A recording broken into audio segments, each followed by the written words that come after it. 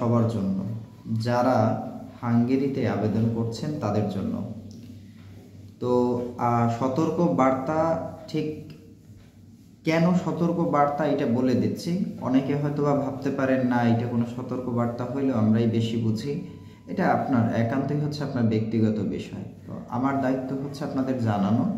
যদি আপনারা এ ধরনের প্রবলেমে পড়ার আগে বাঁচতে চান, সেক্ষেত্রে ভিডিওটা হচ্ছে সম্পূর্ণ দেখতে পারেন।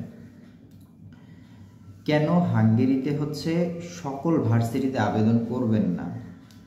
আপনি হাঙ্গেরির অনেক ইউনিভার্সিটির ওয়েবসাইটে ঢুকে দেখবেন কি যে টিউশন ফি হচ্ছে 1500 ইউরো, 2500 ইউরো, 2200 ইউরো, ঠিক আছে? এ ধরনের বিষয় আপনি দেখবেন।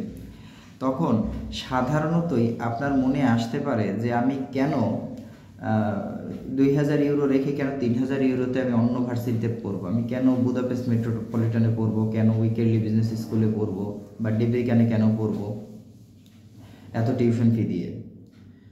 তো প্রথম কথা, এর সর্বপ্রথম উত্তর হচ্ছে আমরা ভালোভাবে ওয়েবসাইটটা দেখি না, ঠিক আছে? ভালোভাবে ওয়েবসাইটটা দেখি না, কারণ ওই দেশেরও তো স্টুডেন্ট আছে, তাই না, যারা হচ্ছে ওই ভার্সিটিতে পড়ে, তাই না? ওদের জন্য তো সেম ওয়েবসাইট বা সেম সাবজেক্ট।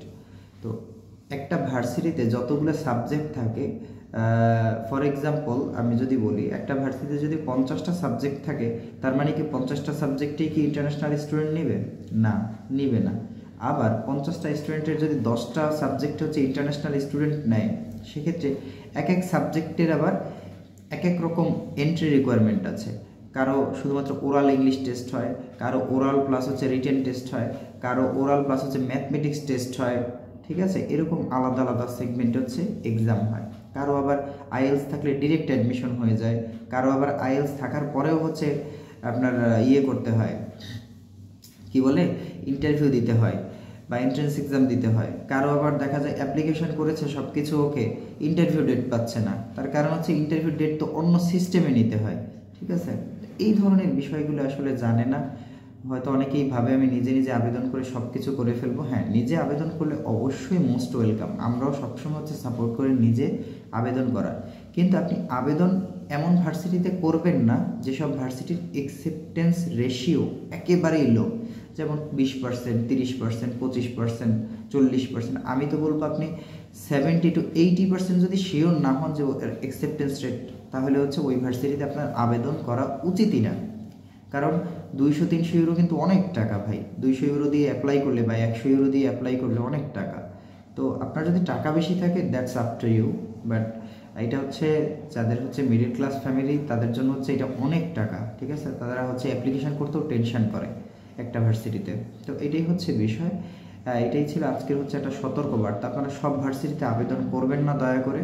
যেসব ভার্সিটিতেই আবেদন করেন, সেই ভার্সিটির সাবজেক্টগুলো ইন্টারন্যাশনাল স্টুডেন্টের জন্য কিনা, প্রথমত এইটা, তার এন্ট্রি রিকোয়ারমেন্ট দেখবেন। তৃতীয়ত তার অ্যাকসেপ্টেন্স রেট দেখবেন, বা ওই ভার্সিটিতে কীরকম বাঙালি স্টুডেন্ট যাচ্ছে বা অন্যান্য দেশের স্টুডেন্ট যাচ্ছে, ঠিক আছে? এই জিনিসগুলো দেখে তারপর হচ্ছে অ্যাপ্লিকেশান করবেন।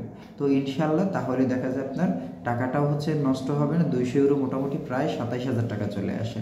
এরপর আপনার মানসিক একটা হ্যাসেলের বিষয় আছে। তো এই জিনিসগুলো যদি হচ্ছে আপনি করতে পারেন, অর্থাৎ কি বলে, মেনটেন করতে পারেন, তো ইনশাল্লাহ আপনি অ্যাকসেপ্টেন্স লেটারটা পেয়ে যাবেন। তো এই ছিল হচ্ছে আজকের সতর্কবার্তা। কেউ যদি হচ্ছে আমাদের থ্রুতে কোনো সার্ভিস নিতে চান, অর্থাৎ ফুল প্রসেসিংটা নিতে চান, সেটাও নিতে পারেন। কেউ যদি শুধুমাত্র আবেদন চান যে আমরা আবেদন করে দিব, সেটাও পারেন। অন্যান্য মোটিভেশন লেটার থেকে শুরু করে যত রকম সার্ভিস আপনি চান, সব ধরনের সার্ভিস, সিঙ্গেল সার্ভিস আমরা দিয়ে থাকি। তো এই ছিল হচ্ছে আজকের ভিডিও। ভালো থাকবেন সবাই, সুস্থ থাকবেন, আর কোনো বিষয়ে সমস্যা হলে অবশ্যই